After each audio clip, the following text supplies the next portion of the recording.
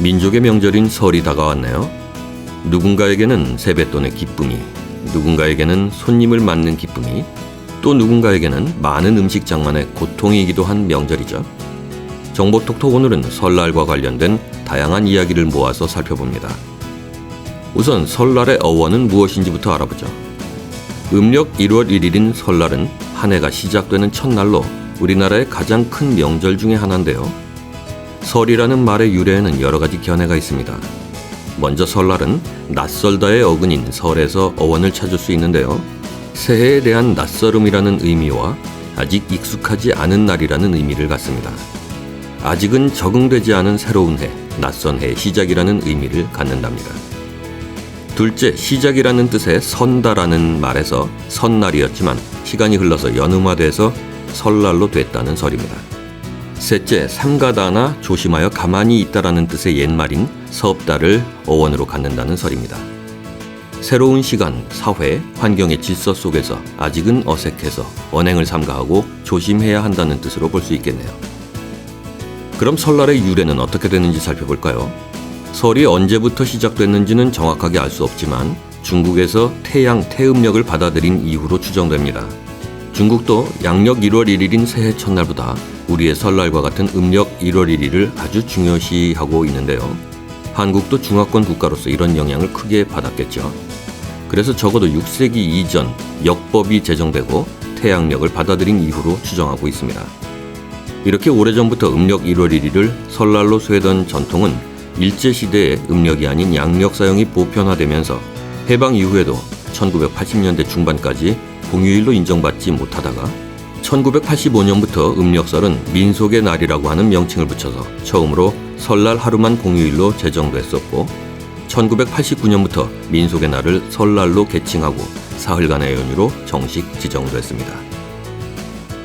설 전날은 왜 까치설날일까요? 사실 까치설은 설날의 전날, 즉 섣달 금음날, 음력 12월 31일을 말하고요. 작은 설이라고도 불립니다. 이날 미리 설빔으로 갈아입고 이웃 어른들께 세배를 드리러 다니곤 했다는군요. 옛날에는 이 작은 설을 아치설이라고 불렀답니다.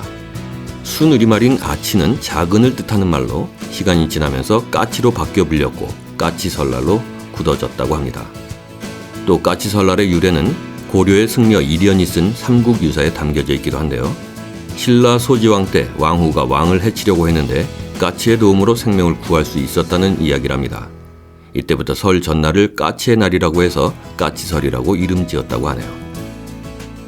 설날의 세시 풍속은 어떤 것들이 있었을까요? 설날은 우리나라 최대 명절 중에 하나로 그 세시 풍속도 무척 많았습니다. 차례, 세배, 설빔, 덕담, 문안비, 설그림, 복조리 걸기, 야광기 쫓기, 청참, 윷놀이, 널뛰기, 연날리기, 머리카락 태우기 등등이 있었죠. 이 중에서 생소하게 느끼실 청참은 설날 새벽에 처음 듣는 소리, 특히 동물의 울음소리로 1년 신수를 점치는 풍속이었다고 하고요.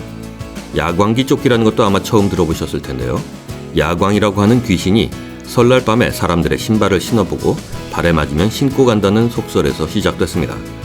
신발을 잃어버린 주인은 그 해의 운수가 나쁘다고 여긴 우리 조상들은 신발을 모두 방 안에다 들여놓고 야광기를 막기 위해서 대문 위에다가 채를 걸어두거나 마당에 장대를 세우고 채를 달아 매뒀다 합니다. 그러면 야광기가 와서 채의 구멍을 세다가 순서를 잃어버려서 또다시 세고 그러다가 새벽닭이 울면 물러가게 된다는 겁니다. 재미있는 풍속이죠. 끝으로 설날엔 왜 떡국을 먹을까요?